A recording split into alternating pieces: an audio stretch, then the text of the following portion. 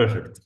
So, I would like to welcome you to this last online event of RES4LIVE before its completion. We prepared, we thought it would be a good idea to organize a policy-related session in order to gather more input and feedback from people involved in policy making. So, for those not so familiar with the activities of the project, I will just prepare the very brief presentation showcasing the goals of RES4LIVE before moving to the main part of this event with UREC providing some policy recommendation and two panel discussions. So, RES4LIVE is a Horizon 2020 project. It was funded under the topic Defossilizing Agriculture, Solutions and Pathways for Fossil Energy-Free Farming. And I don't know if you can see my screen. Okay. So, the solution that RES4LIVE proposed to this end, it was to replace the fossil energy utilizing renewable energy sources in intensive livestock farm facilities, combining technologies and solutions that were installed and evaluated in 4 livestock farms in Europe, in Germany, Belgium, Italy, and Greece.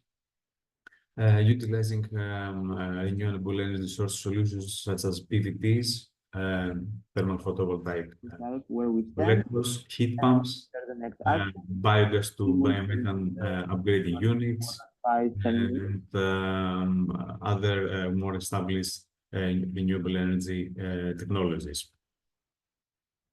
The key technologies that are installed and monitored at this moment in the 4 pilot farms, as I said before, are the heat pump, thermal photovoltaics, biomethane tractor, biogas to biomethane upgrading, all communicating with the help of a smart control system. The main goal of the project was to develop market-integrated, cost-effective, and case-sensitive solutions towards fossil-free livestock farming that will be evaluated before the completion of the project, but also monitored after the completion. We'll have a very brief look to these 4 pilot farms and the technologies installed. The first one is Ilvo farm, a swine farm in Belgium, where we have 2 heat pumps combined with a solar system of PVT panels to provide the necessary thermal loads to the facility and have the electricity to partially cover the energy needs of the farm. You can see the installed system and some results from the monitoring period below. We have a room dedicated to these technologies. We have the commercial swine farm in Golinelli farm, where a heat pump combined with, again, a solar system of PVT panels and geothermal energy storage system that replaced an LPG boiler to cover the thermal energy needs of the farm and utilizing the PVTs and geothermal storage to increase the coefficient of performance of the heat pump. Here you can see a general simplified layout of the integrated solutions and some photographs from during the installation process. We have the Greek farm, an experimental pig production farm in Agricultural University of Athens, where they have a slightly different heat pump that regulates the indoor space conditions. And it is also combined with a PV system that covers a part of the total energy needs of the farm. Here you can see the heat pump system installed in the facility, the PV system installed in a nearby building, as well as some first results. And finally, we have an experimental dairy cattle farm in Germany at LVAT, where we try to utilize the produced biogas, turn it to biomethane, as well as the electricity and heat produced by PVTs to reduce the overall energy consumption of the farm. Here you can see the biogas to biomethane upgrading plant that feeds with biomethane and adapted tractor for biomethane use, used for the everyday tasks in the farm. And here you can see the PV system, PVT system installed, combined with the short-term storage tanks, that it is used for hot water production mainly.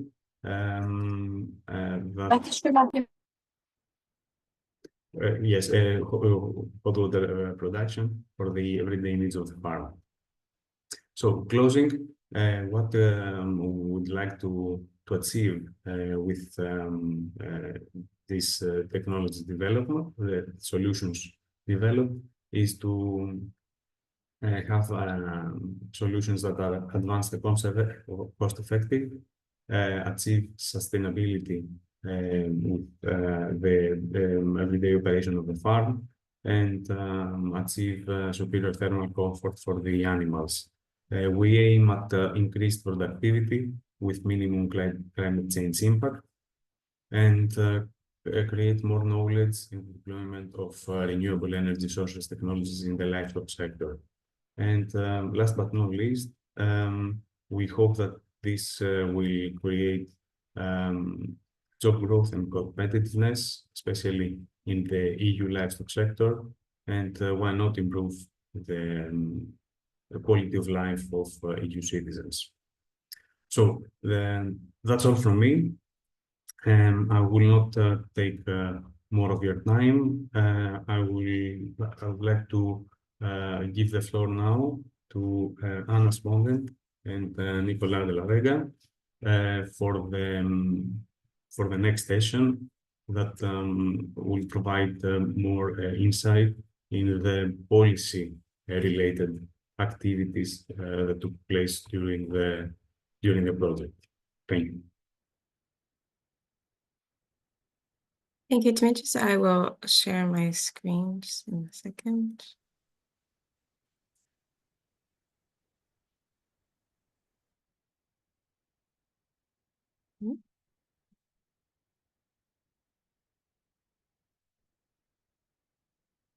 Okay. I think everyone should be able to see my screen now. Yeah, so I'll just thank you, Dimitris, for the introduction to the project. Hopefully that was clear to everyone. So I'll just quickly go over the agenda for today. My colleague Nicolas de la Vega and I will be presenting some of the policy briefs we completed during the course of the project. I mean, they'll be finalized by the end of the project, which is this month.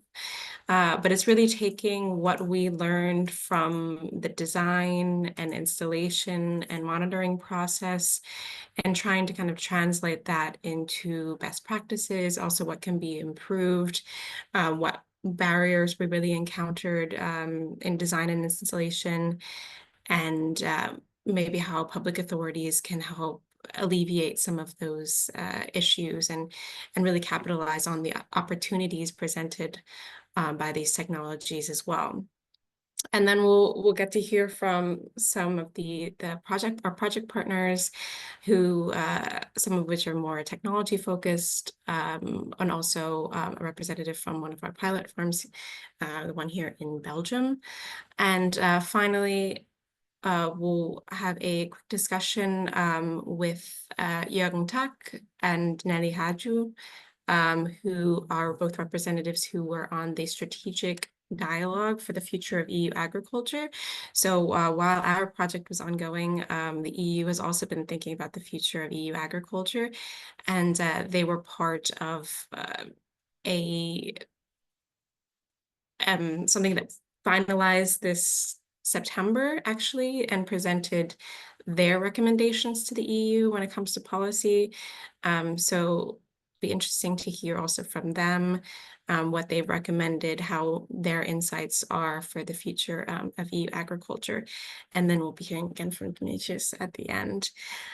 So when I talk about the policy background, obviously this is coming from the project, like I mentioned before, this is coming from the installation process, all the approvals we had to go through, certifications, things like that.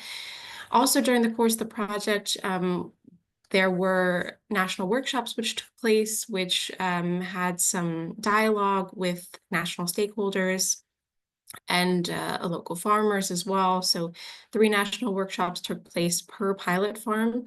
Like Demetrius said, we have pilot farms in Belgium, Germany, Italy, and Greece.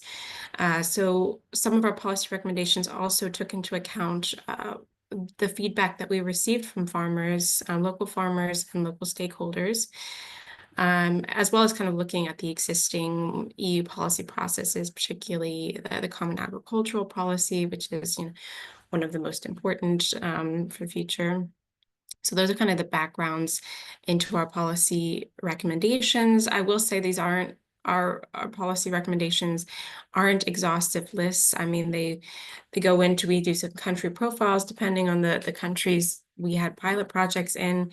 But at the same time, they're really focused on our experiences as part of the RES4LIVE project and aren't meant as kind of the fundamental document. I mean, you could write hundreds of pages probably per country. So keep in mind this isn't necessarily an exhaustive list. And also what we're presenting here today is only a fraction of the final policy briefs, which will be available online then after.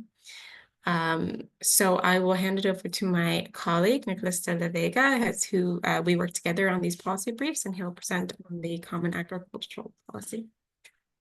Thank you, Anna. And it's a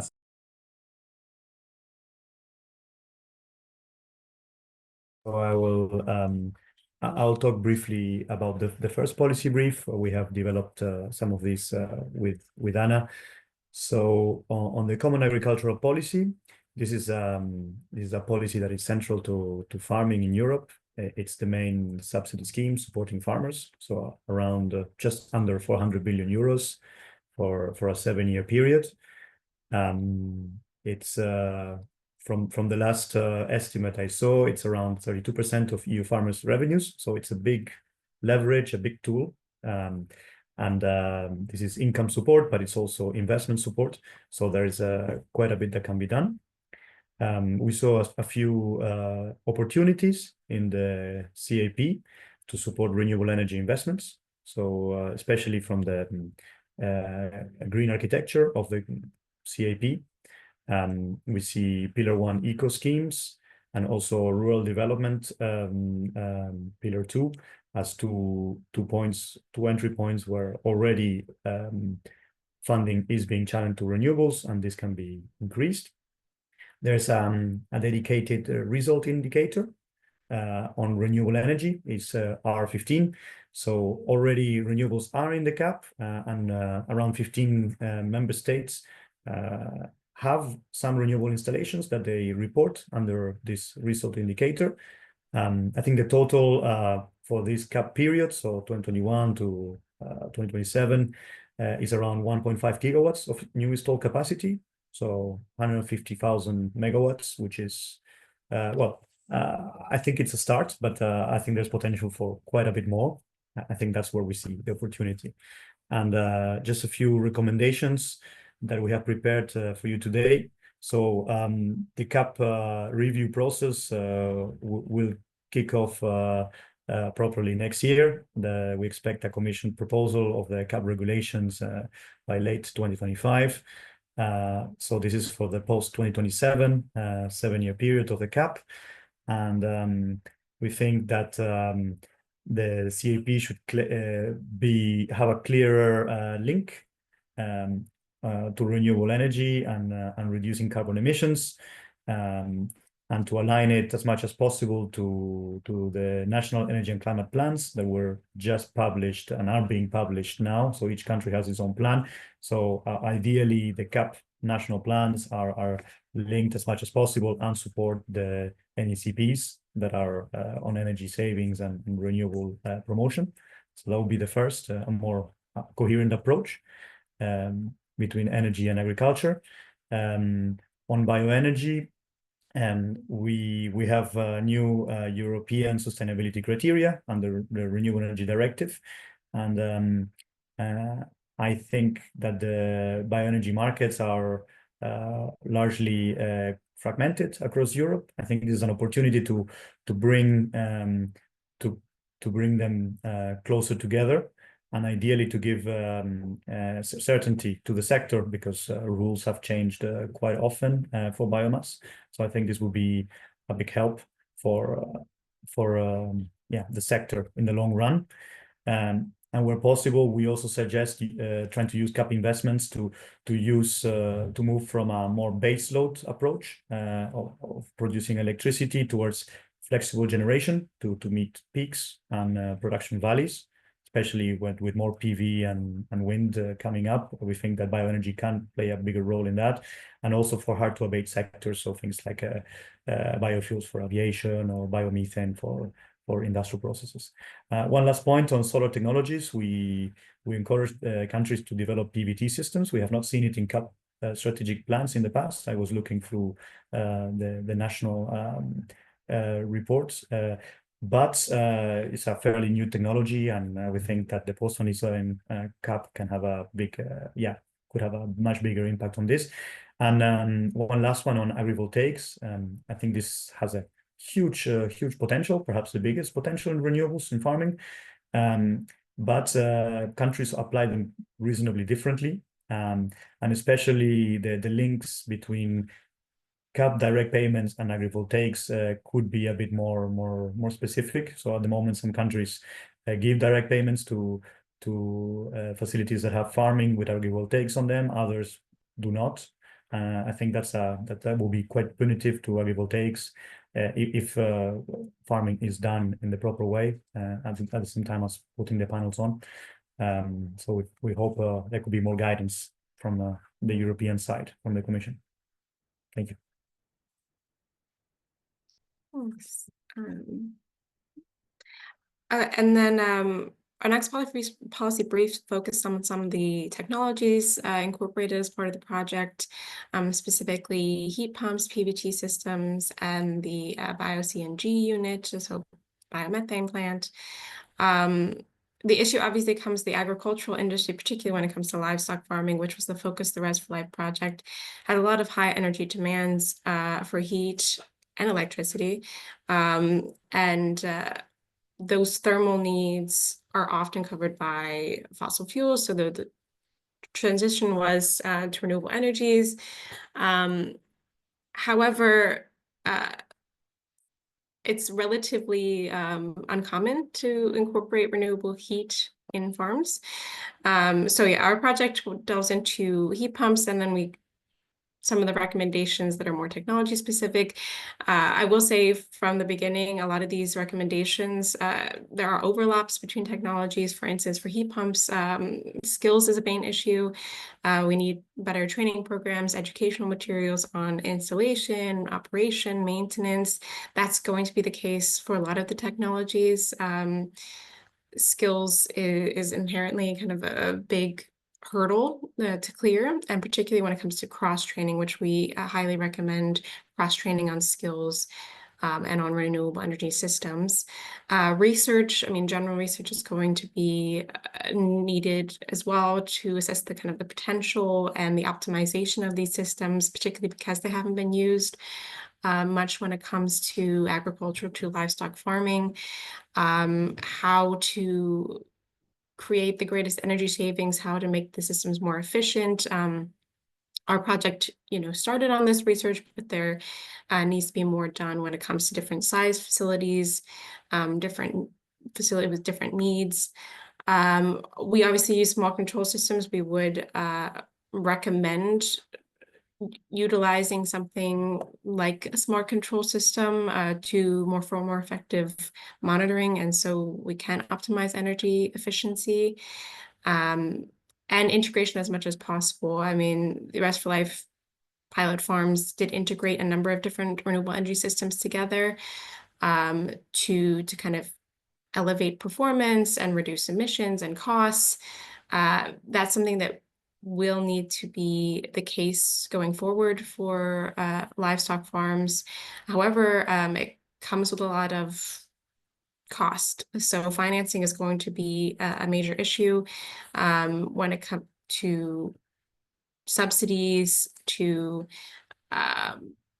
upfront payments, funding programs.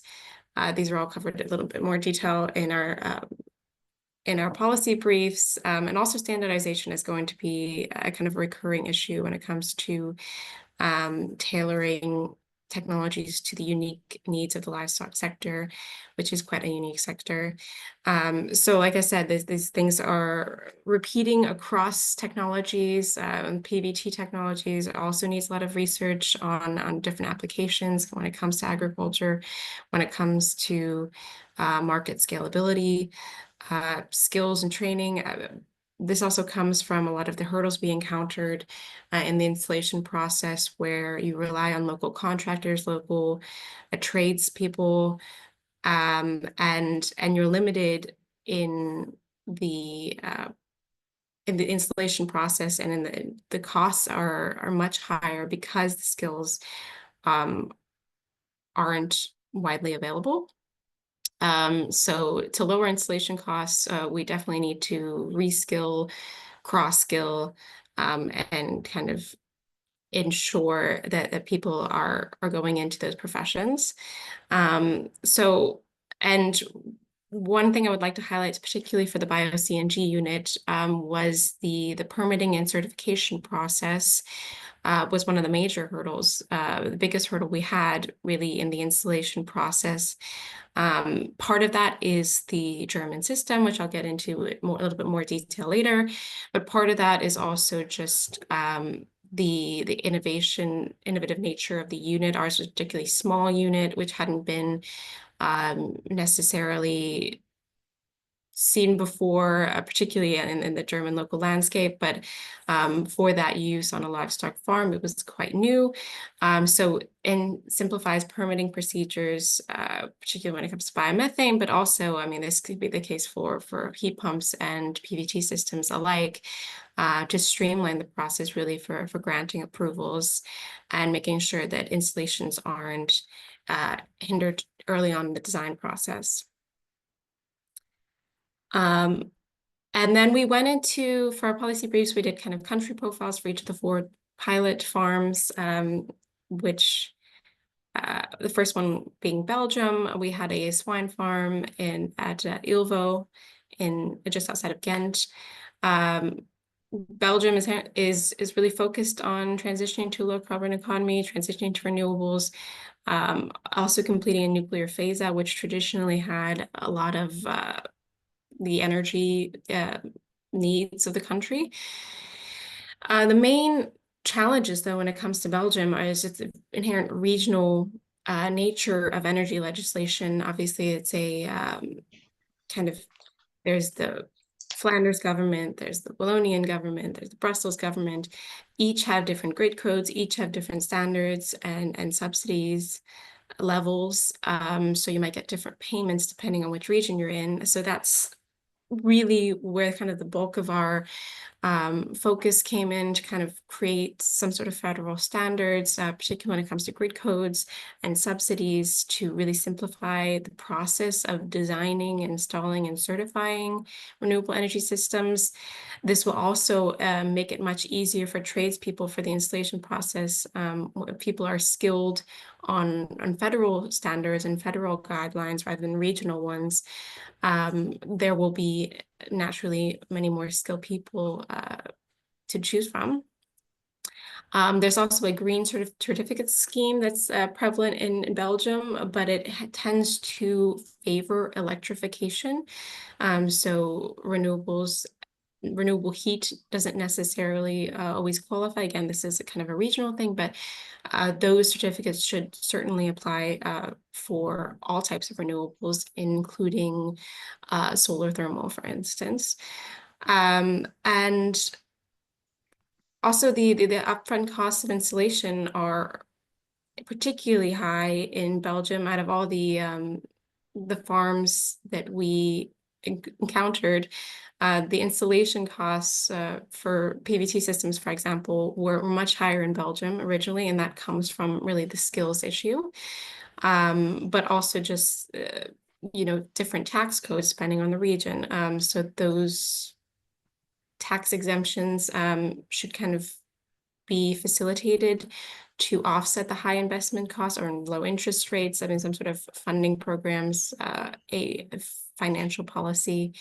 And like I said, training is a major issue to get skilled workers in disciplines relevant to these sectors. In Germany, it's kind of a similar issue to Belgium, where it's not broken down on a regional level. Germany does have federal states, but however, many of the permitting processes and certification processes are on a local level, which was surprising to me at the time. But so for instance, when I talked earlier about our BioCNG unit at our farm in Elvat farm, it's just outside of Potsdam in Germany. The approval process was on a local level, it wasn't even on a state level. And that really hindered the installation and completion of the unit. So the focus in Germany is really kind of centralizing approval processes for renewable energy systems. This, at least to a state level, if not a federal level, but however, there should be a database really when it comes to renewable energy technologies, to innovative technologies. Part of the reason why certification took so long was because our unit hadn't really been seen on that local level. And that's going to be the case for most innovative technologies. So if there's a kind of a database to track different designed systems, it will make that permitting process much easier. And as is the case for most of these countries, skills and training is going to be an issue. Funding, financing is continuously a hurdle, particularly because farmers tend to not have much liquidity. Their upfront costs of installation tend to be very high, and farmers' income is often tied to season, or it's tied up in machinery or in land.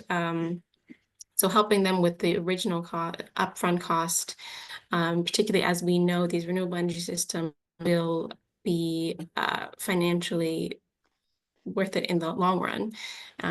It's just helping with the initial costs. When it comes to Greece, the main issues we kind of saw that need to be tackled are the grid system is kind of a complex and complex process, particularly when it comes to islands. Obviously, our pilot farm was in Athens, so we did not have to deal with the grid, connecting the grid to islands. However, the kind of licensing procedure when it comes to joining grid can be expensive, can be time consuming. Our PV panels on the poultry farm in AUA in Athens are not actually connected to the grid because it would have been too complicated of a procedure. So that is an issue to be, and also a surprising low amount of public trust toward renewables and towards consulting on renewables. So the first kind of recommendation is to make the grid more resilient, more expansive. We need to improve capacity, improve reach, especially when it comes to kind of incorporating Greek islands into the grid, and also prioritizing grid connections. So these independent power transmission operators are some of the licensed producers. But it used to be that there was a kind of first come, first serve basis that needs to be amended to a priority system. Also, but this is also a good opportunity to create kind of a one-stop shop. This is something that had been discussed in the EU level with the ENZIA, and to kind of reduce administrative barriers to make those into a one-stop shop for licensing. And also kind of an organized toolkit of incentives and kind of consulting to advise public body on resources for renewable energy technologies and assistance with funding and advice on certification licenses. This should not be coming from a consulting service, but it should be coming from either the government or a farmers organization where farmers would trust more than they have been. And Nicholas is for Italy. Thank you, Anna. So just a few words on Italy, conscious of time. So Italy is the third largest agricultural sector in the EU. So a big, important country, has a lot of regional labels for products. And the livestock is also a sizable part. It's over 1/4 in value of Italian produce. So some of the challenges we saw in Italy are challenges that are also faced in other EU countries, like fluctuating prices of agricultural products, energy costs that have risen significantly since 2022, but also a steady increase of natural disasters, and in particular, high rate of desertification in the south, loss of carbon content in the soil, and flooding in the north. Now on the policy recommendations, some of the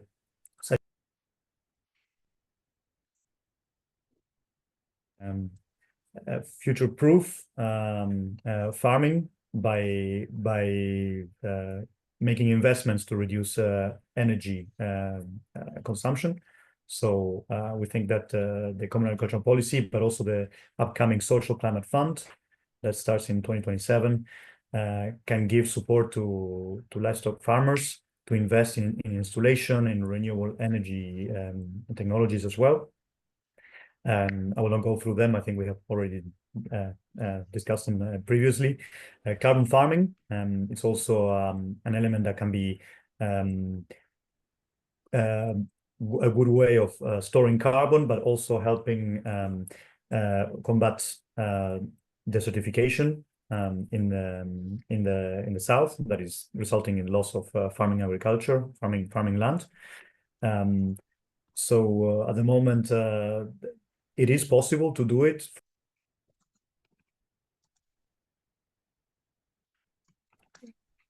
Sorry, I was muted. Okay. I hope you didn't miss too much of, but basically I was saying that carbon farming is something that is possible to do via the CAP, especially in eco schemes, but we'll probably need better tools, better measures to more standardized to measure carbon content in soil, to define objectives and remuneration systems that go accordingly. So I think that there's still a lot of possibilities in there. Also, biogas with digestate combines very nicely with it. One last point on support schemes. We saw that the decree FAIR 2 was recently passed after several years in Italy. And I think it's great. It includes biogas, solid biomass CHPs, also floating solar for farmers if they have some water surfaces they can use. But I think in the future there could be an addition of agrivoltaics and PVT systems in this decree to give specifically feed-in tariffs support for these two technologies. Thank you. Okay, so another aspect we looked at was building standards. Almost all the installations we did revolved around building, and we also conducted some studies as part of the project when it comes to animal welfare and also insulation. So the challenges, obviously, thermal conditions, especially when it comes to livestock, they're depending on the animal you have different thermal needs to maximize production and avoid particularly heat stress. This is also coming from an animal welfare angle. However, the building codes, few of them are available actually when it comes to livestock housing, and they're not really guiding production building. So livestock housing buildings aren't really optimized. So obviously, anytime it comes to renovating buildings, part of this is going to be a funding level. To make buildings energy and cost efficient, you'll need to renovate, which means you need investment. So we recommend the EPBD recently had a renovation of public buildings. We would recommend something similar for the agricultural sector, such as a long-term, multi-year funded renovation program to upgrade agricultural buildings and particularly livestock buildings. And also have an energy audit system to be used by member states to really reward farmers' investments in energy efficient buildings. Either this could be through direct funding or it could be indirect when it comes to a tax level. And I mean, we've made some initial efforts, obviously, when it comes into designing of buildings. There should be more done on this front. We need additional projects really focused on optimized building design. There's a lot of aspects to consider when it comes to ventilation, insulation, heating, lighting, and also just the financial costs. So we definitely need a little bit more insight into the design process. And also, we would recommend a kind of a publicly accessible database really to categorize building design options, including construction materials, insulation materials. Obviously, we believe that digitalization is going to be very important to the energy transition. And this is one aspect of it. Data sharing, particularly when it comes to EU-funded data, to have an open database with building codes would really aid farmers in selecting kind of the suitable solutions for their specific needs. And this is kind of one of the big impacts we could see for the livestock farming industry. We believe that the primary energy consumption could be reduced by at least 40% across the EU by just updating building designs. And also great benefits when it comes to animal welfare, reduction of heat stress, and with better animal welfare, we also get better production, and environmental sustainability aspects of the livestock sector, and we would overall decrease energy needs. So if your building is more optimized, more efficient, you might not need as much energy to heat it. And then a final aspect. Yes, thank you, Anna. So we're nearing the end. Looking forward to the discussion. We looked at the diversifying farmers' revenue. So we didn't look into things like tourism and other elements that we tried to focus on the energy related ones. But the general element we see is that well, farmers still earn on average lower wages than other economic sectors.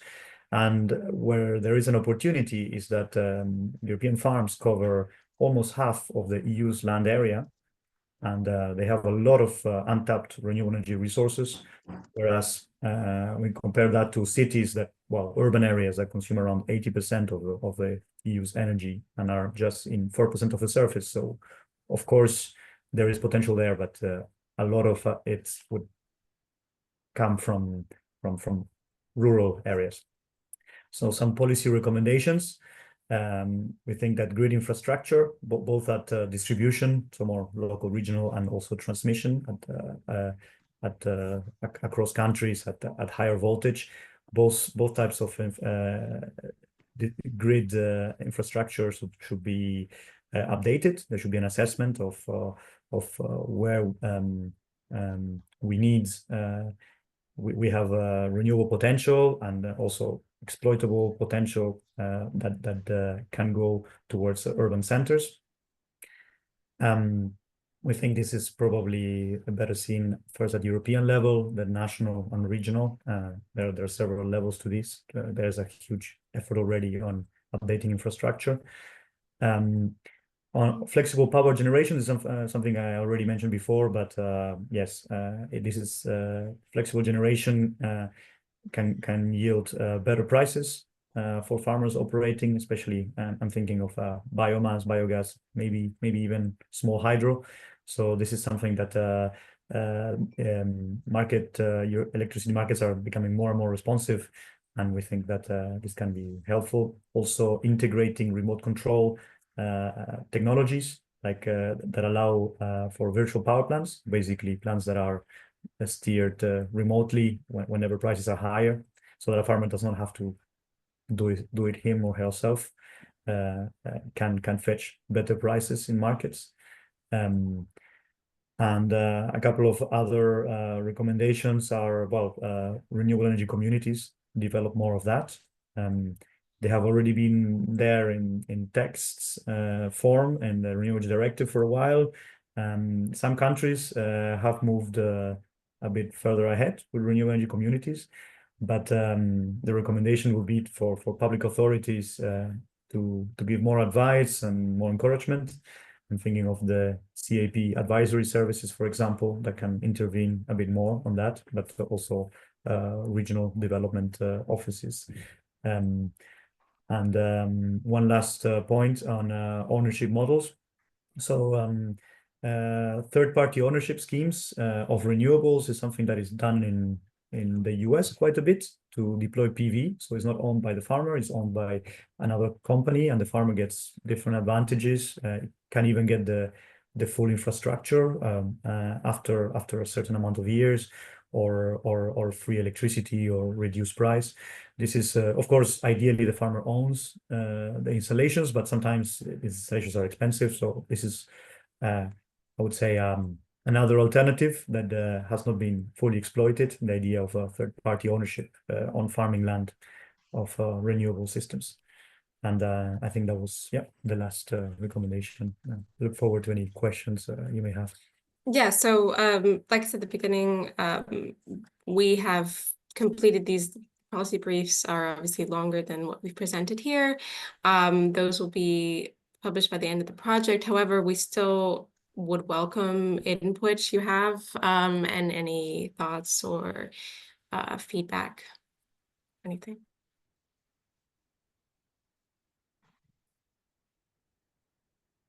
I don't know if there are any questions or if we should move on.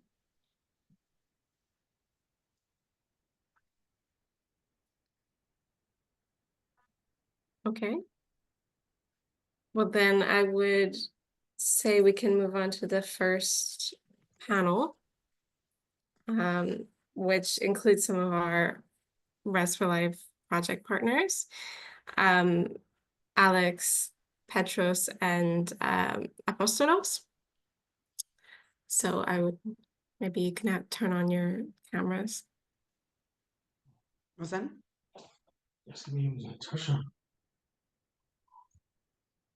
So, oh wait, can I see? I can't see Petros. Tonka eine gute Marke? Zeig mal, Tonka. Tonka. Britta wohnt. All right. I will, I mean, you guys can quickly introduce yourself. I'll start with Alex. Alex is from MG Sustainable Engineering, who was responsible for the PVT installations on the project. Apostolos is from Sixth Therm, who worked on the heat pumps. So he's our heat pump expert on the panel. And Petros is from Ilvo, a swine farm, the pilot farm we had in Belgium, which kind of incorporated both heat pumps and PVT. So it's useful for kind of the that part of the installation process. So if you could each, I'll start with Alex, Petros, and Apostolos. If you could kind of summarize the work you did for the RES4LIVE project, and Petros then specifically also maybe talk a little bit about the specific energy needs of Ilvo.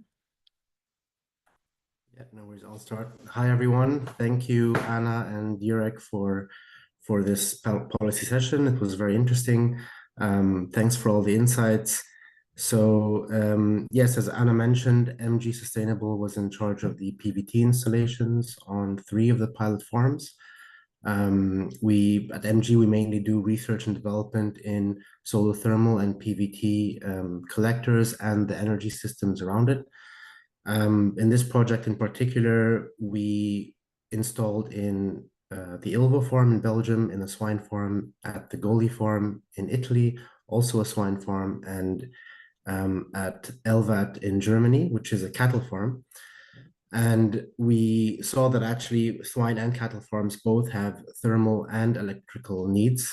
So this is why the PVT technology was deployed, which can harness both heat and electricity from the same collector. However, looking at the climate conditions of all 3 farms that are different, and also the requirements are different, we opted for different technologies of PVT. In all farms, the same amount of collectors were put on. We put on 24 collectors, about 40 square meters of PVT technology. Yeah, and I'm looking forward to discussing how the installation went and our recommendations on policy. Thanks. Petros?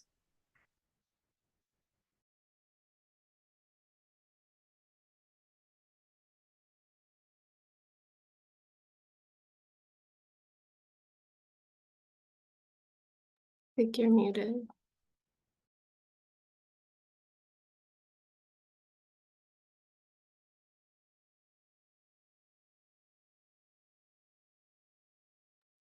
We can't currently hear you, Petros.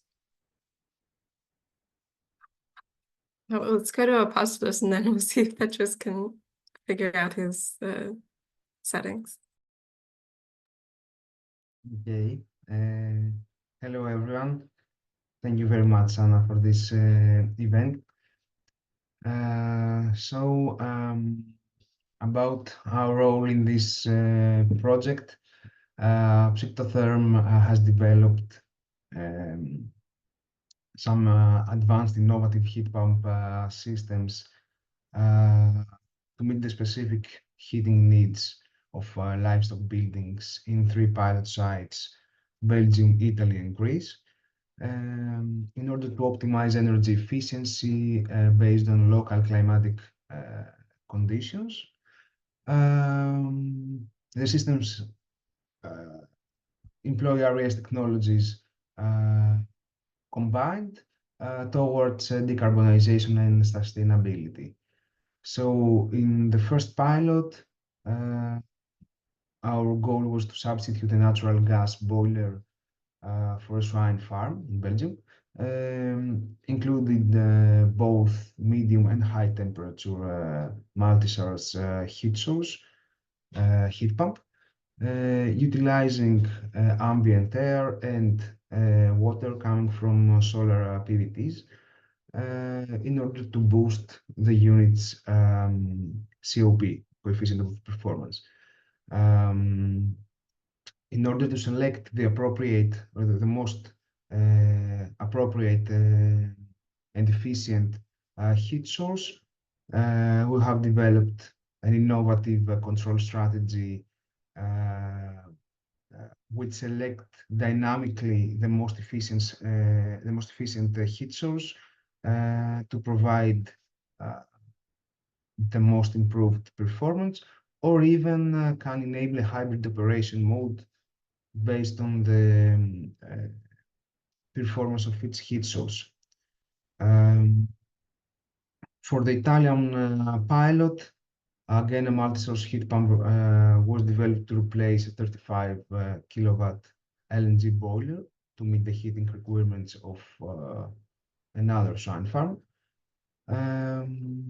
Combined with solar PVTs and the ground thermal storage, ensuring stable water temperature in order to maximize the COP.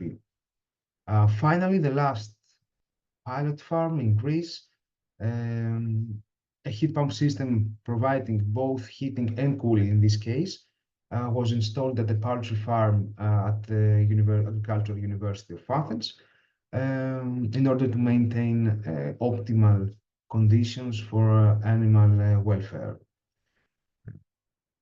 So all the heat pumps, though differences in the arrangement in each pilot, leverage multiple heat sources and integrate advanced control strategies aligned with each farm's managerial practices in order to allow hybrid operation based on the needs and flexible adaptation to local climatic conditions in order to result in a higher efficiency. Thanks, Apostle. Just to kind of quickly follow up on that. So I know you mentioned this is obviously an innovative heat pump system. How do this advanced control, flexible adaptation aspect of it, is that what makes it different to other heat pump systems, particularly when it comes to industrial heat pumps? You mean based on the conventional heat pumps that are used, or industrial heat pumps or another industry? Yeah, well, I would think conventional heat pumps. Okay, so the main idea is the main difference of the conventional heat pumps that are in the market and the one that were designed during RES4LIVE is the multi-source heat pumps, while the typical ones use only one source, either ambient air or hot water coming from a process. So I would say that the main difference has to do with the energy efficiency. When we can select the most efficient, when we can select heat source, we can have the most efficient operation. So I would say that energy efficiency is the first benefit compared to traditional heating systems. The other one has to do with the multi-source capabilities.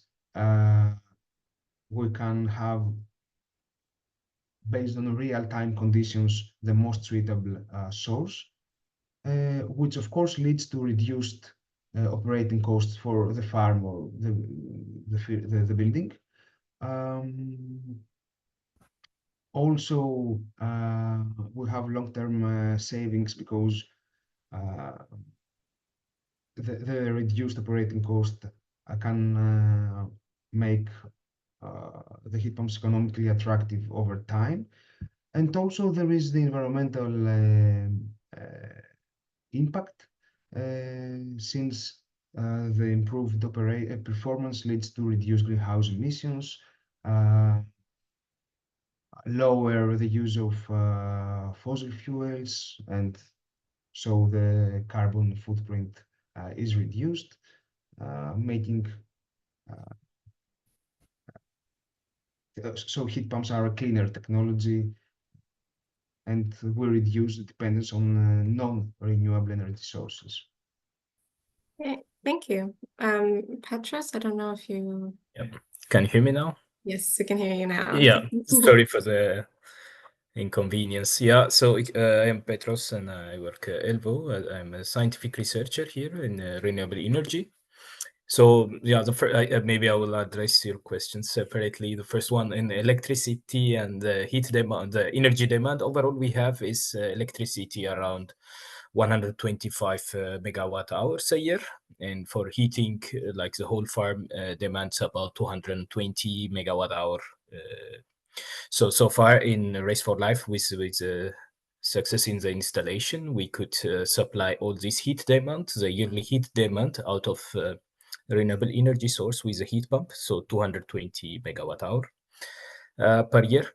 And the electricity, just we couldn't cover it all because we have only 24 panels there. We could supply about 10, we could compensate about only 10% of the demand over all the years for 1 year. And my involvement in RES4LIVE is more of planning and administration of the project in terms of where the installation have to be located, because this is going to be incorporated into an existing farm.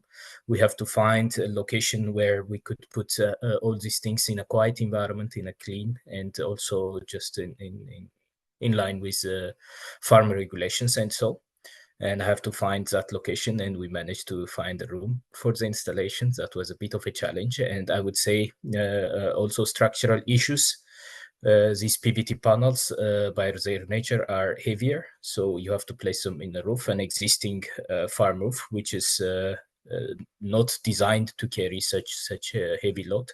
So yeah, it was an advice for future farmers who wants to do this, have to be in such a way that they have to think of like putting not only PVT or PV panels, and the roof have to carry it, because it's a very big roof with supports really at the end of it, and when you put these heavy loads, it's susceptible for bending and then some structural issues, so that have to be solved. After that, we went for having like asked like farm plumbers or to give a contract to do the installation of the pipe, the connection of the heat pump to the existing heating system of the farm, and so this was quite a challenge, because these have to be certified plumbers. That's why it gets so expensive, and to get this cool certified plumbers, it was not easy. And once we got it, also just it was a little bit expensive in compared to the other farms, and then other works also. And after the installation is done, then I was so much involved into testing the equipment and just integrating the system to the existing heating circuits, and just coming up with just different control schemas, which we implemented along with colleagues here, Sikto. How we can just optimally operate it so that the whole demand of the farm is satisfied, of course, with no interruption in situations like when it is really cold here in Belgium in the winter. So we have to incorporate, for instance, these defrosting cycles and so, and it was interesting things that we did. And along with that, I was involved so much into communication and dissemination of this, demonstrating this for farmers and also other stakeholders in Belgium. It was an exposure whereby we showed the capability of renewable energy to substitute fossil fossil fuel, especially in livestock or a pig farm. It was a good demonstrator, and we had good feedback from farmers also on this, and a lot of interest, I should say. Yeah, that's it. We'll come back to some of those topics, because it is interesting that you had some kind of direct interaction with Belgian farmers and how they reacted to the renewables. But just to go back to the two technology focused guys, Apostolos and Alex, could you talk a little bit about the main benefits of your technology, particularly when it comes to farming or livestock farming in particular? And do you think that it's been adequately supported by EU policy, or what do you think kind of the challenges that you encountered really came from? Is it from a policy side, or is it from a market side, industry side, or both? Yeah, I can go. Yeah, I can go first. So, I mean, the reason when we did an energy audit of all farms, actually, we saw that there was a high demand of heat and electricity, and usually the heat is kind of neglected. And of course, we have heat pumps now that can provide, in this case, actually all of the heat demand of the farm, which is incredible. But it's also because the PVTs can deliver heat to the heat pump and improve its efficiency and COP. And for this reason, for this demand reason, is why we opted for the PVTs, because it can indeed offer heat and electricity within the same square meter or within the same area. And it's very beneficial in areas or in industries or places where there's not so much roof space available, so you can have both technologies in one. Also, the benefit of solar thermal is that it is 4 times more efficient than PV. So for the same amount of energy, you require 4 times less roof space, or 4 times less space to generate your heat. And what we've seen from all farms actually was very, very promising and very beneficial. We were able to, even though they have very high heat demands, we were able to cover a lot of it using solar thermal. And of course, combining it with the heat pump, which was actually, I think, one of the biggest impacts or the biggest outcomes of this project, is that when you combine it with heat pumps, you can have a very, very efficient overall system, which I think a lot of the times is neglected when designing a heating project or designing a renewable energy project, is actually the integration of different renewable energies to work well together. And I think we did this very well. Should I go on and talk about the challenges You could talk a bit about the challenges. I mean, some of them have been mentioned already. Petros obviously mentioned the kind of certified plumbers issue in Belgium, which is the only country that really had that kind of certification that was needed. But I know the tradespeople are probably a challenge, or? Yeah. So Petros already mentioned it. In Belgium, it was quite difficult, but actually in all our installations, so in Italy, in Germany, and in Belgium as well, we had a very high difficulty finding experienced plumbers in solar thermal technology, but also certified plumbers, as Petros mentioned, because I think for the heat pumps for certain refrigerants, they have to be certified. So this was a big challenge, and we've noticed that plumbers are very few. There's not much competition, so prices are very high. And even for electricians to plug in our PV system, it was very, very difficult to find in Germany, for example. And yeah, the installation costs were actually, for all farms, the installation cost was a little bit over the actual material cost, which, if you think about, a normal gas boiler, the installation cost is maybe a third or a quarter of the whole cost of the system.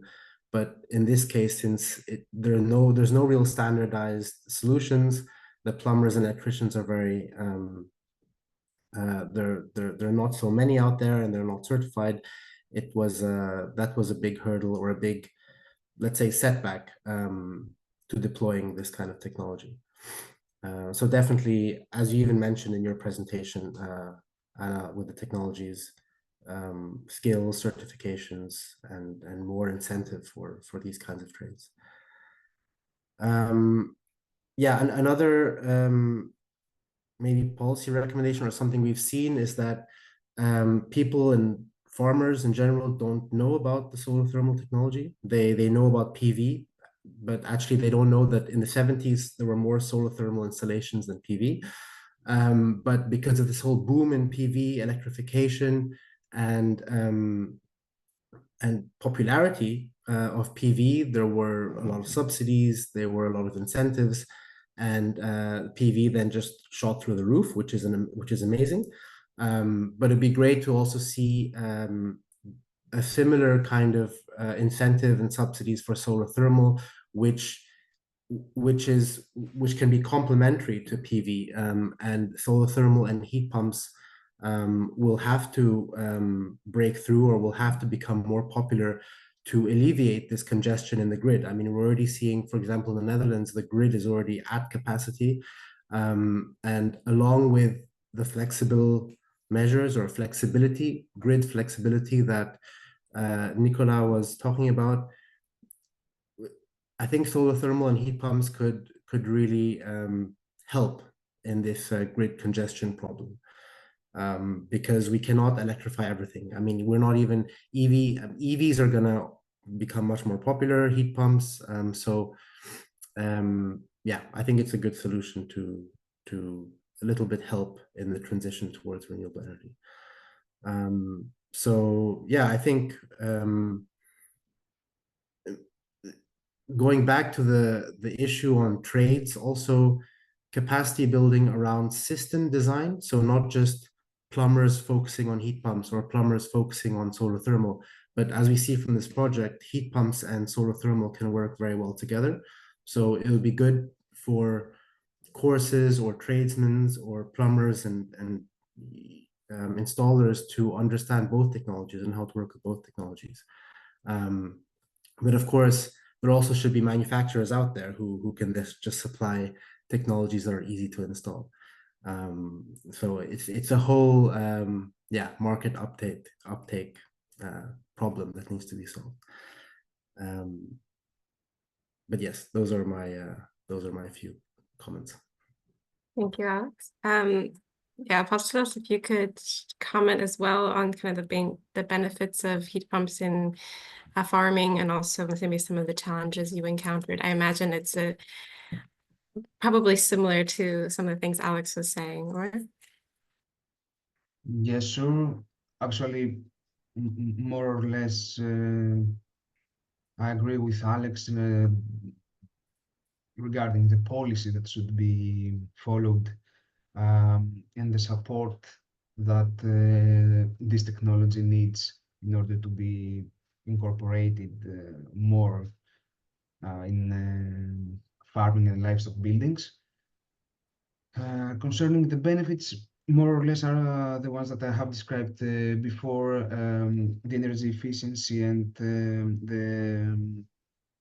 the way towards decarbonization, greener technology than the conventional oil boilers, and even more efficient than the conventional heat pumps that employ only one heat source. In case that heat pumps are combined with solar PVTs, they can be even more efficient, so reduced operating cost for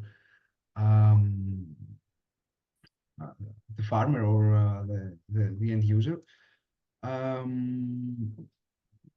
However, apart from the benefits that we have discussed, there are a few challenges that more or less Petros has also discussed about them, but in general, during the design and the installation that we have encountered during projects. The first one has to do with the one that also Petros referred the integration with existing infrastructure, since many farms have been designed to accommodate older systems like oil boilers, and they need to integrate additional consideration or maybe construction works. There will be an increased complexity of the system and costs. This is something that we have encountered, for example, in Belgium. Also, another challenge has to do with the integration with renewable energy like solar PVTs or even ground thermal storage. Even if the efficiency is improved, the interconnection of all these technologies and also the change in the control algorithms can make it, and the fine-tuning between all these can make it a bit more challenging. And of course, there is a need for skilled technicians. This is a problem that we encounter in many countries. It could lead to increased cost and timelines, since it's difficult to find skilled technicians in this field. Finally, challenges for the market could be the high initial costs that these technologies have, both heat pumps and solar panels or something else that could be combined. This is why we need EU policies that enhance the funding towards greener technologies. Also, some guidelines by governments could encourage the incorporation of renewable and efficient energy technologies, such as heat pumps, in the livestock buildings, like in this field. And also, the energy prices is a main issue, a main challenge that we encounter, because the energy costs vary. Its period are different. LNG, natural gas, and electricity have a large variation, so farmers may be reluctant, and in general, end users can be reluctant to switch to a more expensive upfront technology unless energy prices for renewable energy adoption are introduced. So we need to have a specific energy price or some incentives that lead to reduced pricing of RES technologies and electricity. Thanks, Apostos. Yeah, I mean, covered some of the topics that we were talking about earlier when it comes to skills and funding, but also, I mean, building design and renovation particularly is going to be important to be able to integrate these systems. I wanted to come back to you, Petros, and talk a little bit about your interactions with farmers and maybe how transferable you see the installations we had at Ilvo to other Belgian farms, maybe how the farmers reacted to your installations, and what feedback they have, and if you see them being quite receptive to this, or if it still seems unattainable or not efficient, or how did you see kind of local reactions? Yeah, that was the interesting thing. Like after the installation is done, so we had these demo days for the farmers, and they come to see it.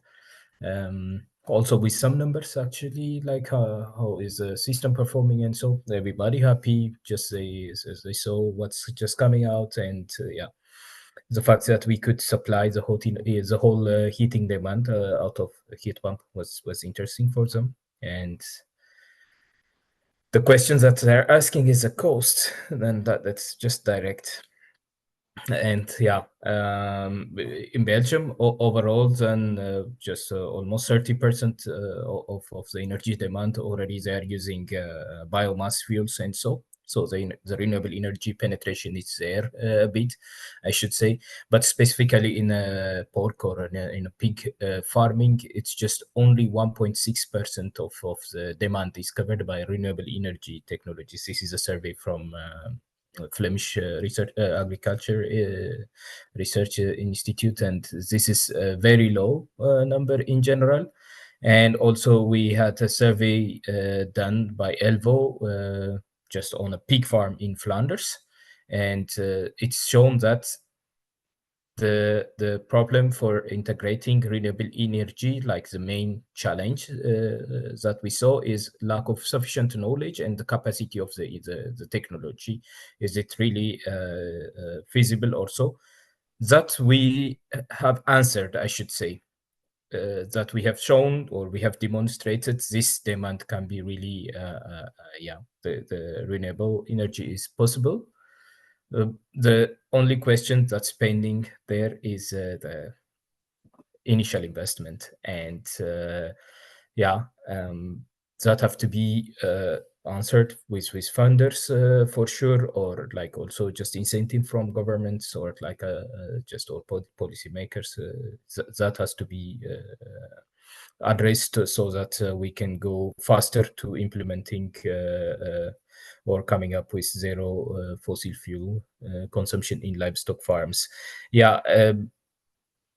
Overall, the main challenge and the main learning that have to be done is just this integration of renewable energy system to the existing farm is not easy, and it comes with a lot of challenge. For instance, connecting the electricity.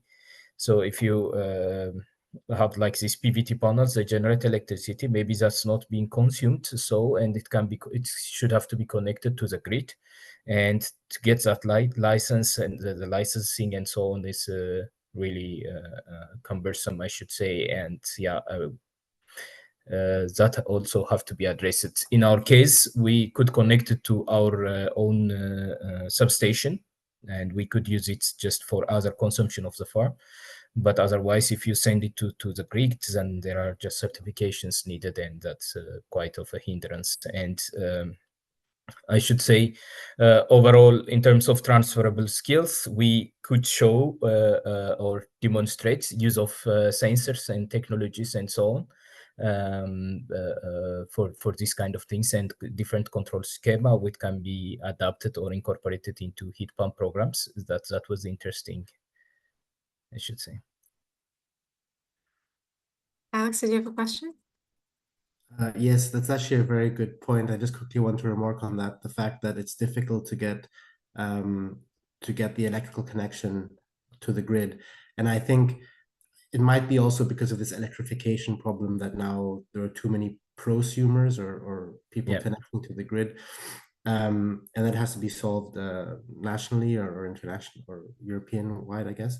But it's also a benefit for bigger farms, because you can, as you could with Ilvo, you could just have if you don't put too much PV or PVTs on site, you can ensure self-consumption. So you can make sure that you don't need an external grid connection actually for the PV. You can just connect it to the internal network of the farm, and you don't need any permission for that. So so it could actually be, that's one benefit of maybe farm size PV installations compared to residential, or no, we were lucky that we have like this big transformer or substation just before the grid that we can connect to. And I don't know if this is the case for all medium scale or for other commercial farms, but it's something to be worked on for sure. Thank you all.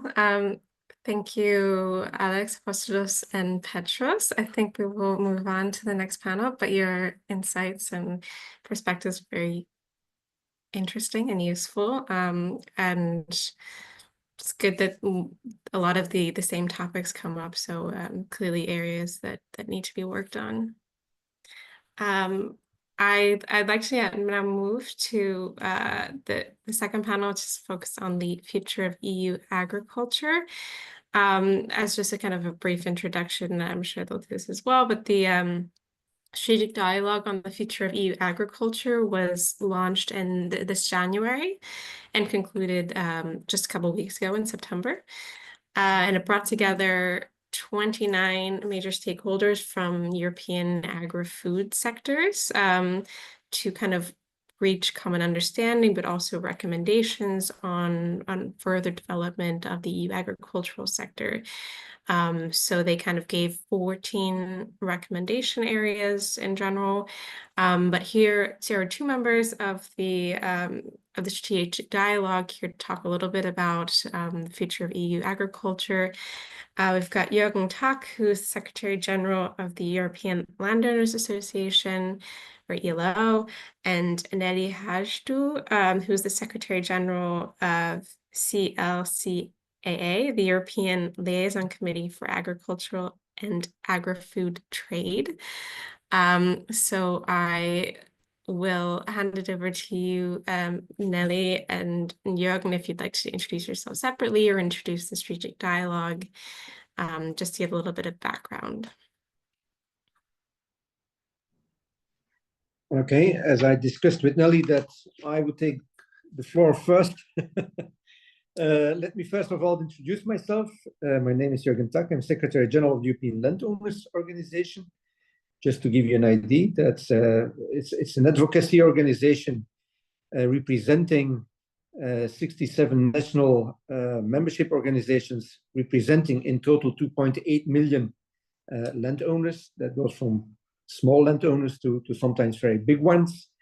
And let's say because of the land they have, they are farmers, they are foresters. Some of them are involved in nature conservation. And there is, let's say, for many of them also a link with the countryside life.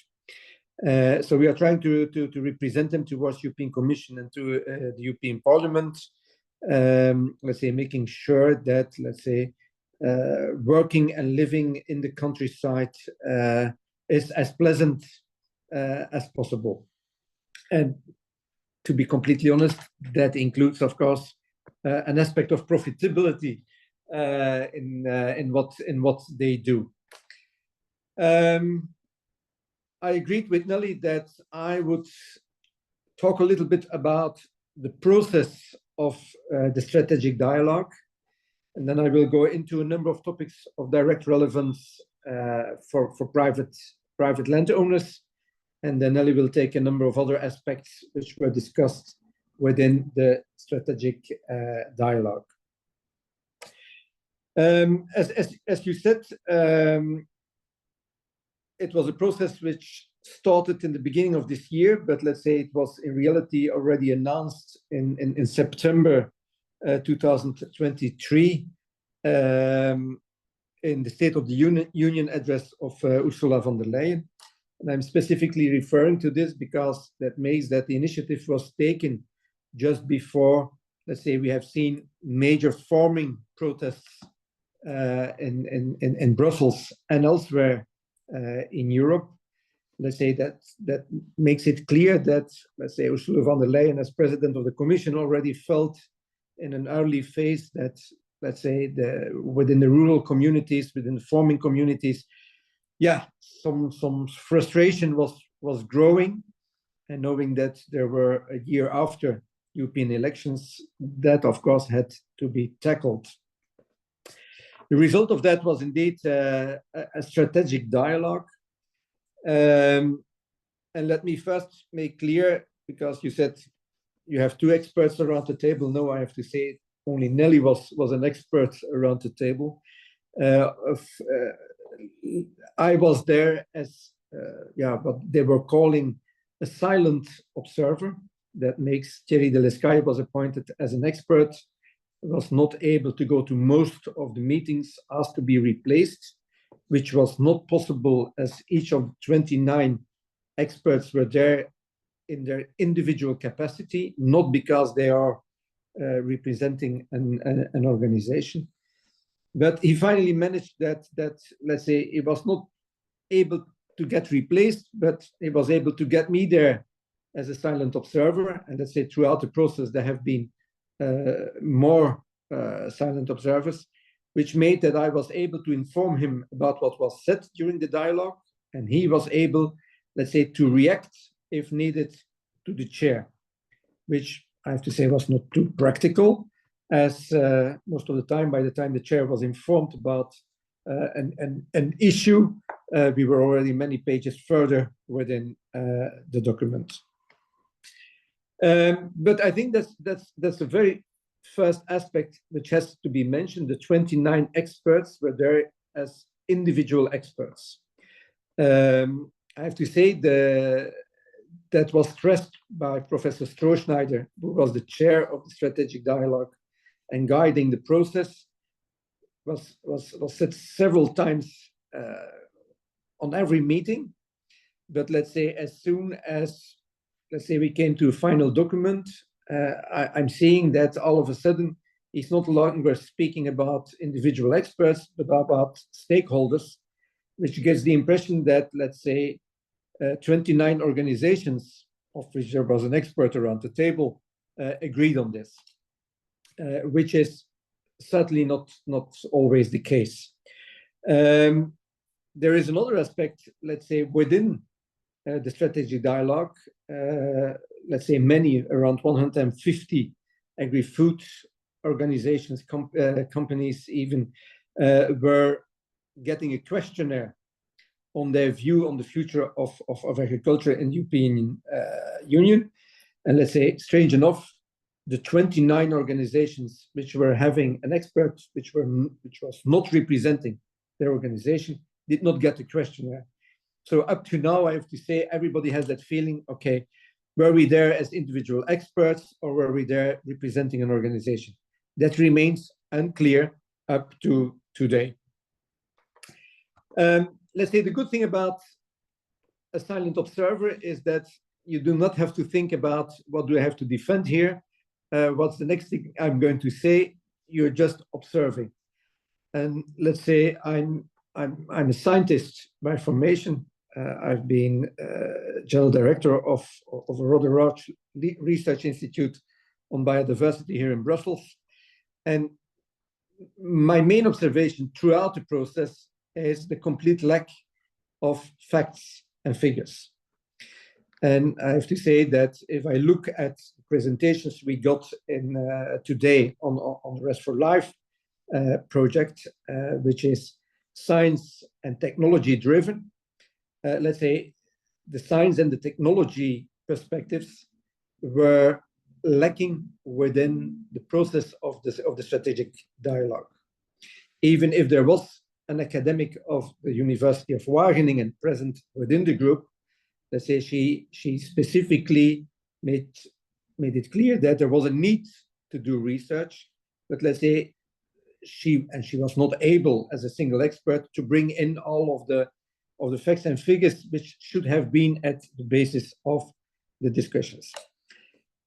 As we were not starting from science nor technology-driven aspects, let's say it became clear very early in the process that, let's say, a number of organizations were there having this discussion on the future of agriculture in Europe from a very ideological perspective, more defending their members as being there as an individual expert.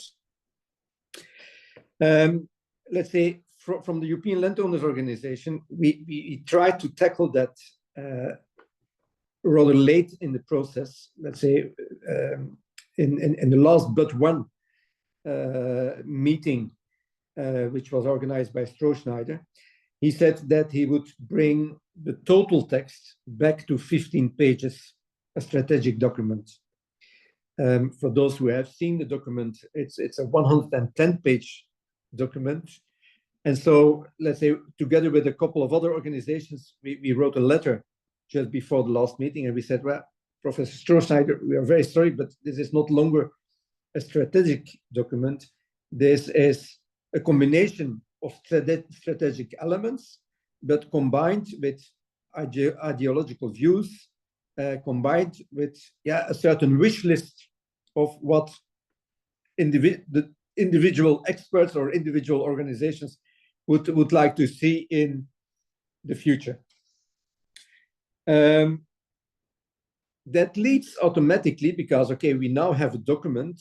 Let's say the chair, Professor Strohschneider, also informed us during the last meeting that he is appointed as a strategic advisor to President von der Leyen in the field of agriculture, backed with a document which got the support of 29 experts.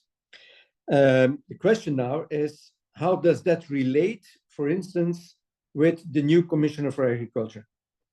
I can imagine that if a new commissioner is coming in, that he has a certain idea about how would I like to tackle agriculture, the common agriculture policy, and so on in the near future. And then the question is, is that commissioner's view more important than Strohschneider's view, or will that be the opposite? So that remains very unclear.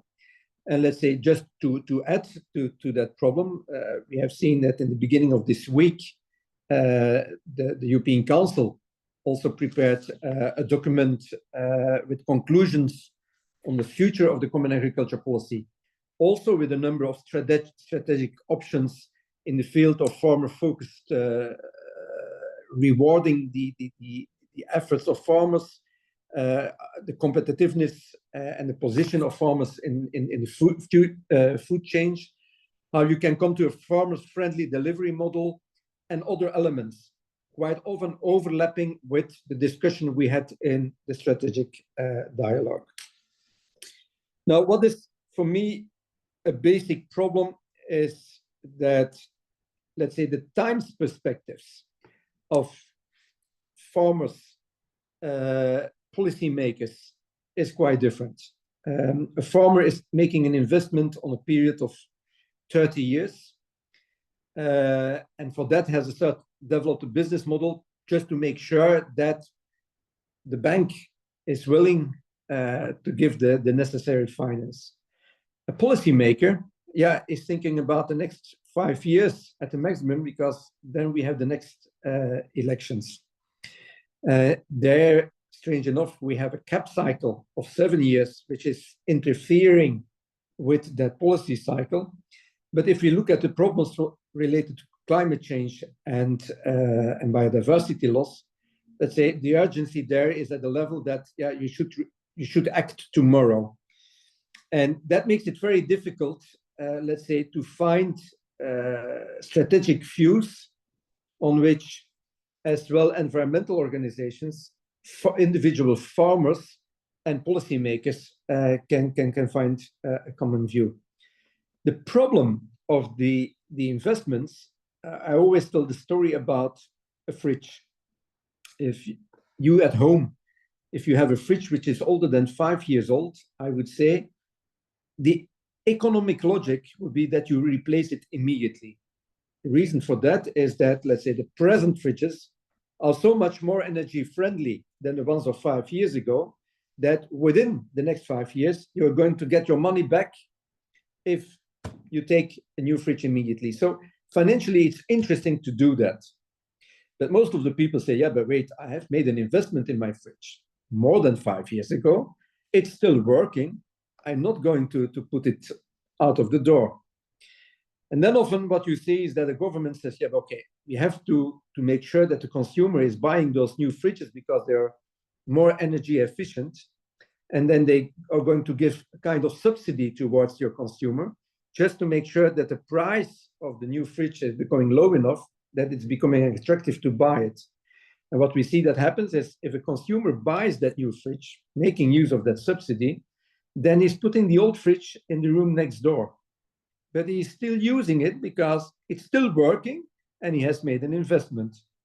And of course, that leads to exactly the opposite of what you want to reach. You have a higher energy consumption instead of a lesser energy consumption. If I compare that with what was said this morning, where you're working on energy smart livestock farmings, and I bring that back to the strategic dialogue. As I said, we had an ideological discussion with a conclusion that indeed you have to move in the coming years from animal proteins to plant proteins. But let's say at no time, technological solutions or the actual status of science in this field was discussed within this group. And there I have to say, even if a number of issues have to be tackled as they are expressed within the strategic dialogue, let's say a lot of basic scientific and technological information was lacking to come to adequate conclusions. So that's a little bit about the process. I will leave it to Nelly to go a little bit deeper into the content of the document. Thank you, Jürgen. And I have prepared a few slides because that might help us to go in, if that is okay. And thank you, Jürgen, because I think you gave already quite a good overview on how difficult these discussions have been procedurally. Okay, so what can you see? Not what I wanted. One second.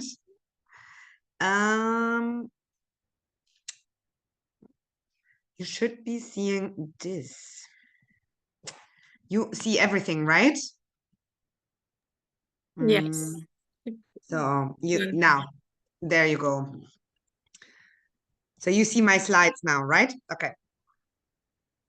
So basically, yeah, I think Jürgen.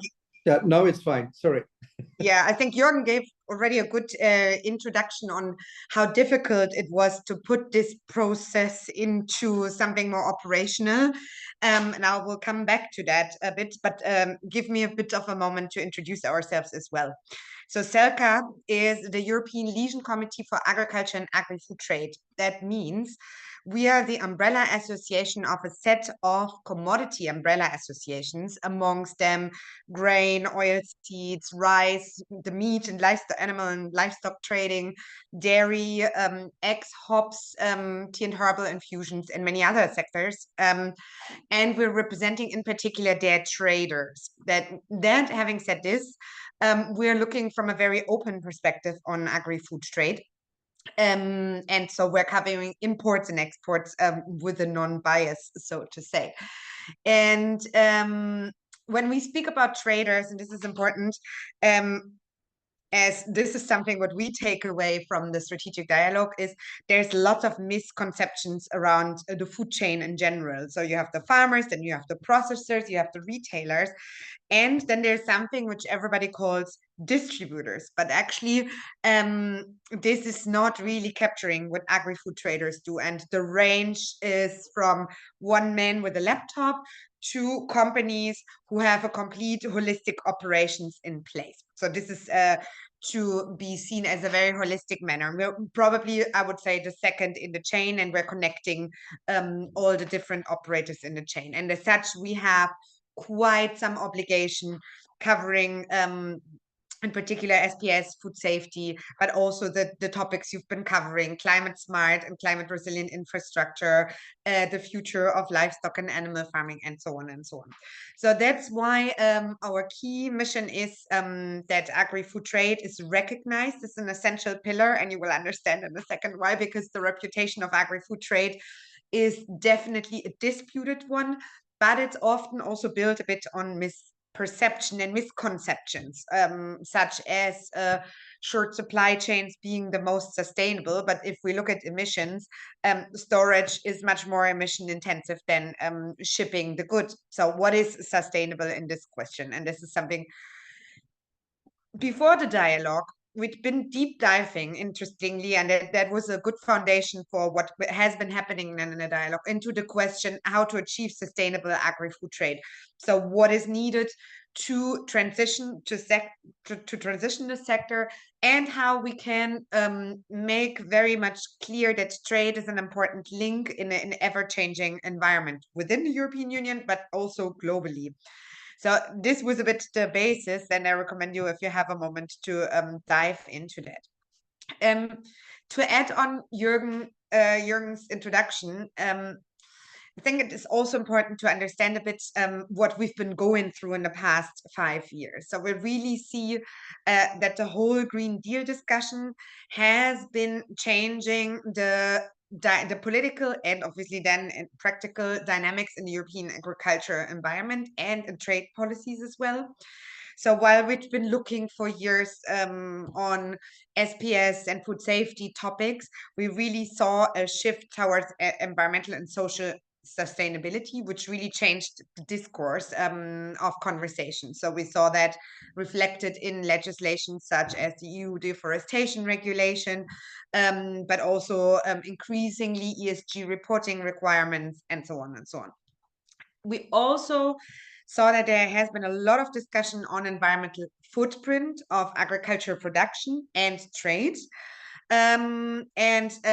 That also for farmers, and when we come to animal and livestock farming, where ideology, facts, and political power was a bit too mixed up. And there, Jürgen, I have to say, if we want to have a science and fact-based discussion, we have to also return to that. And I think here we had much more of emotions in the game than that we really have looked into, okay, the factual situation. And at the same time, we're coming from a situation where farmers' protests were really saying, yeah, okay, enough is enough. We're really being overburdened with regulations. This is really impeding our competitiveness, and also the return of the whole, okay, are we competitive enough against our third country partners when it comes to agricultural products?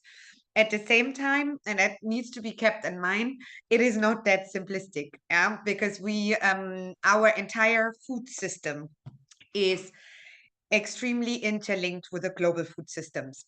So we cannot just simply isolate ourselves. We are highly fragmented, we are highly interconnected, and as such, this is what we learned in the last 5 years as well.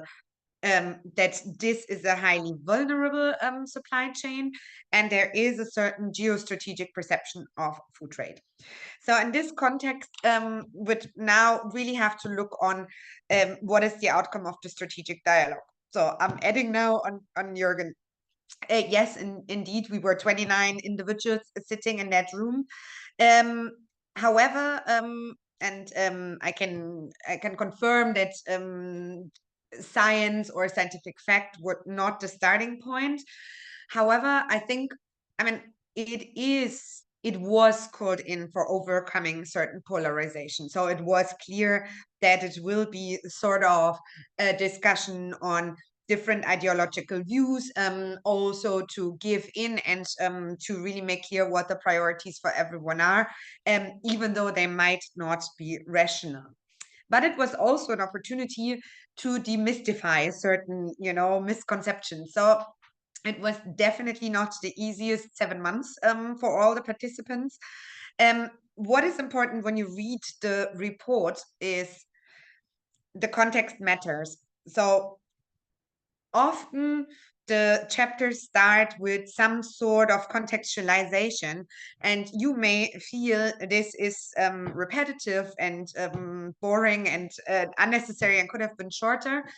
It is there because members felt like to really explain the need why this chapter has become as it is in the end. So this is very important. So read between the lines.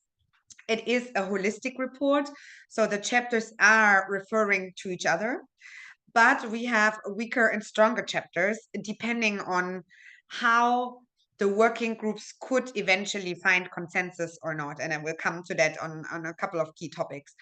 It is also, and I think Jürgen has already indicated that, interpretation matters. So some things can be read in one way or another, and that was the only way to agree. However, I don't think it's necessarily wrong, because eventually the recommendation stands, and if the recommendation proves the outcome, then basically we'll see who's right in the end. Yeah, and it is, you always have to read the text as well, with keeping in mind what is not in the text. Yeah, this is there could have been there were really a lot of elements discussed which eventually have been outvoted, and rightly so, or maybe not. Depends on the chapter.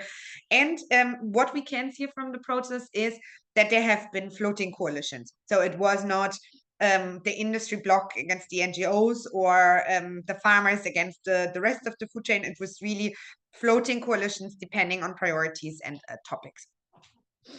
I would say the core outcome, and this is also interesting for your research project and your findings, was the discussion on, okay, how this was one of the main criticism of the farmers, saying, okay, we're really having this problem of we have so many diverging certification systems, so many different approaches to sustainability. We have regulations which are, impeding on us how we have to do certain things, while we actually know what is the most sustainable way to treat our land, or to produce livestock and so on. And one of the outcome of this discussion was, okay, we need sort of a benchmarking system rather than a one-way street how to reach sustainability targets. Again, it's a discussion we can transfer into many other topics. It is the question of the chicken and the egg. So what was there before? So do we look at the method of production, or do we look at the end goal of sustainability? So the idea which was resulting from that is that we need a benchmarking system to harmonize methodologies on farm sustainability assessment. It needs to be on clearly defined baseline, and it should be related to applicable legislation. And as you can see, the coverage is quite broad. So it could range from biodiversity conservation, the implementation of the nitrate directive, to GHG emissions reduction, and so on and so on. I would say this is at the core, because I know that people look at it skeptically, and benchmarking is can be difficult. However, it's a way of creating a sort of systemized approach which delivers enough flexibility for producers, and then eventually in the food chain, to reach certain sustainability targets without being forced to sort of take one-way street. How this now will be transferred into the technical, so to say, implementation is obviously something subject to discussion, but I think it's something we need to watch, because it could be a potential pathway to really bring a big chunk of discussion to a more streamlined and more harmonized approach, and it will also help us in other difficult discussions. I think a second, and I put it here because I saw that diversification of farmers' income was one of the topics. Eventually, the whole renewable energy discussion has not made it into the chapter, but it comes at a part when it's about, I think it's in technology, and it's on carbon supply chains and so on. So this kind of part there, it is covered. However, it had not found its way into the income chapter. You see a lot of points. I'm not going to read them, but I just wanted to show you that this was an example where eventually the discussion was not about how are we creating more income streams for farmers, but do we need mandatory frameworks for ensuring that there is no below cost price selling. So just that you understand where the debate is going to. Eventually, there was a compromise found, but you can see here there is a lot of practical, but eventually not very hard recommendations, very soft recommendations on how we can support farmers in increasing their and diversifying their income. but it was very much focused on contracts, on sort of UTPs, unfair trading practices, and so on. Again, this is a result of who was in that working group. And this was a result of dynamics which were coming together over the 7 months. So probably a technical expert coming more from that area of renewable energy and so on would have put another direction in this chapter. So keep that in mind. What is substantial is, and this was also one of the main and most difficult chapters, I would say, in the discussion. And what is important here to keep in mind, that there have been lots about discussion about, okay, what should be happening with the common agricultural policy, what to do with public money. And there was a strong coalition of people saying it is public money, so it needs to serve a public cause. And this is where the whole result of this discussion is coming from. So basically, the main results here were income support needs to be better targeted, and it needs to go to farmers who need it most. Very difficult discussion what it means. There is more recommendations coming after saying how to identify the farmer who needs it most, but it is clearly a political signal to say, okay, we need to really look into who's getting it and how can we do it more targeted. Secondly, rewarding farmers for environmental services.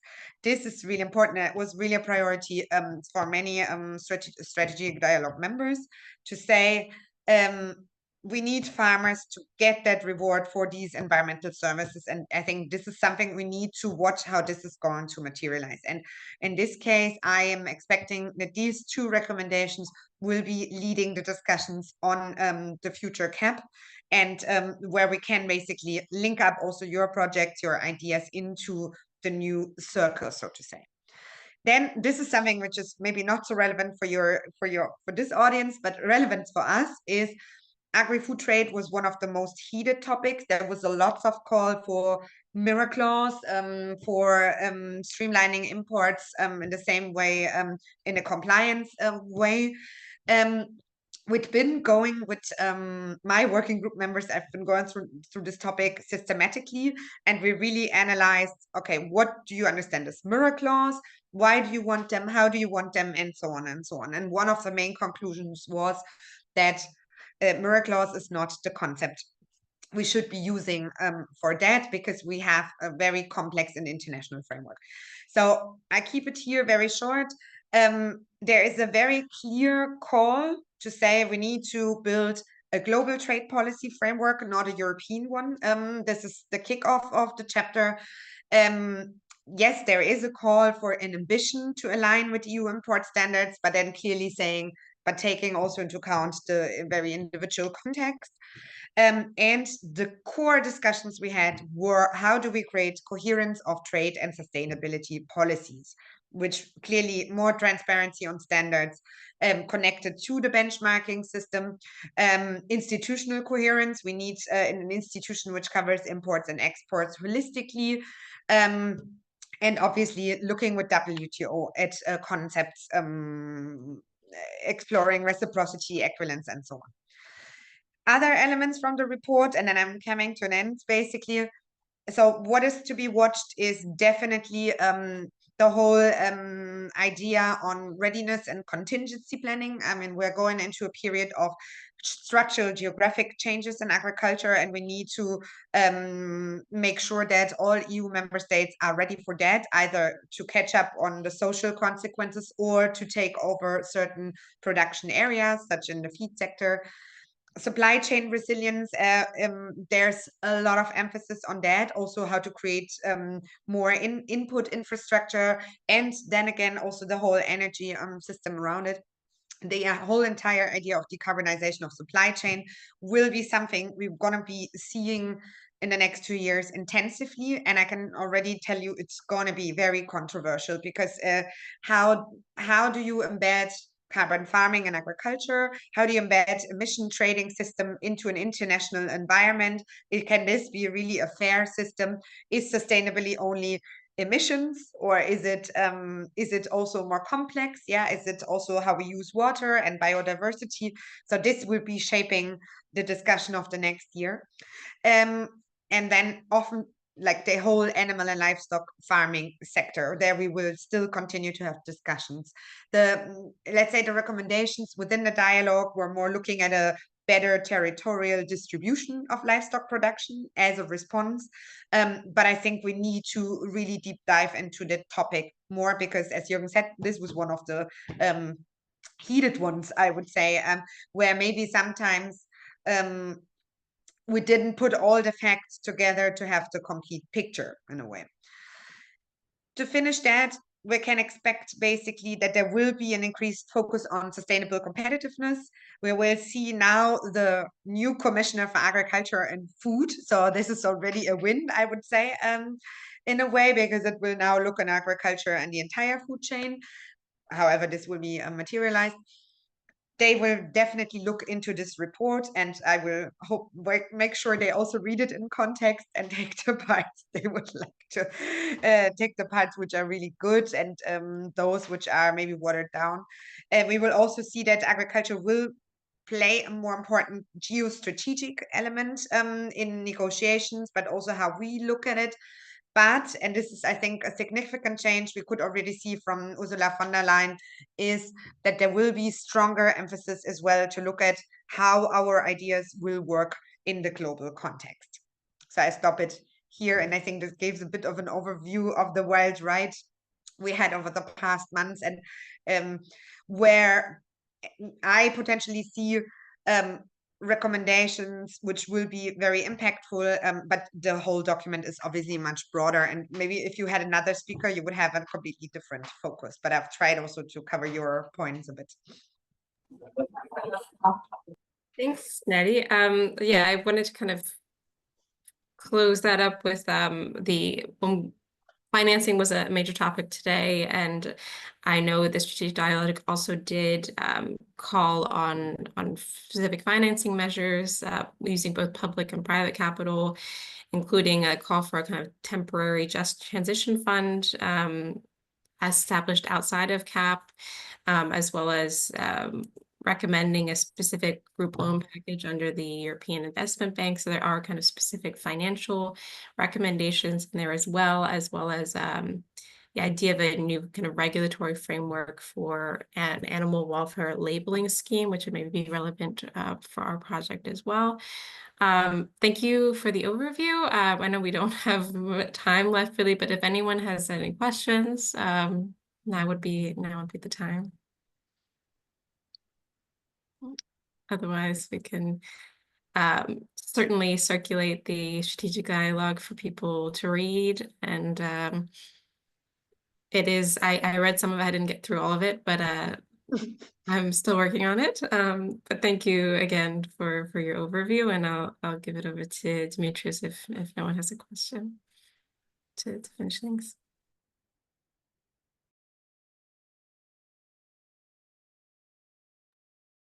Okay, so if there are no any questions or observations, to be honest, I don't know how to wrap up this whole session. I mean, many things were brought on the table.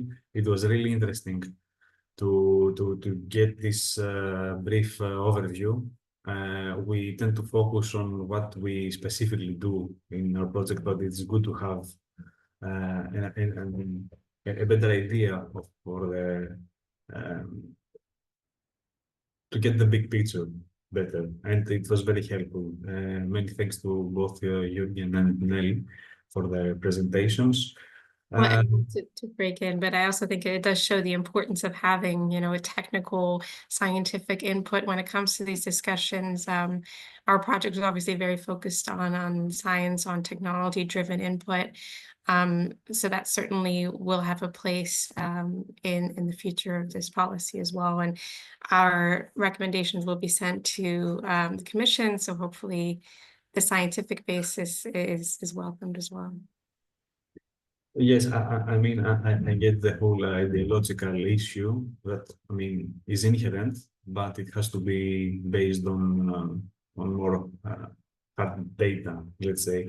And I think that, I mean, also from the experience gained from this project, since the issue of defossilizing agriculture, but also the agri-food system in general has been identified as very important,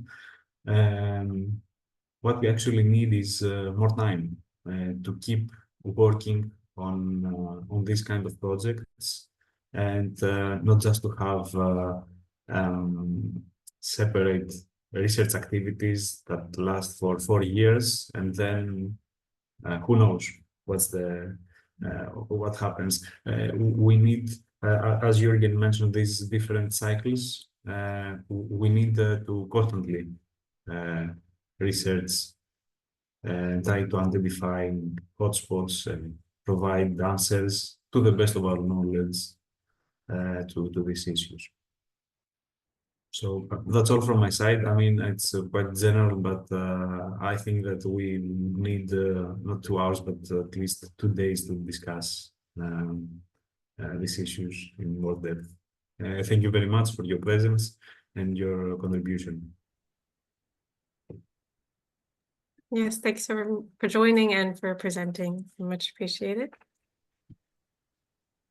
So I think that we can conclude the session, and we would really like to keep in touch.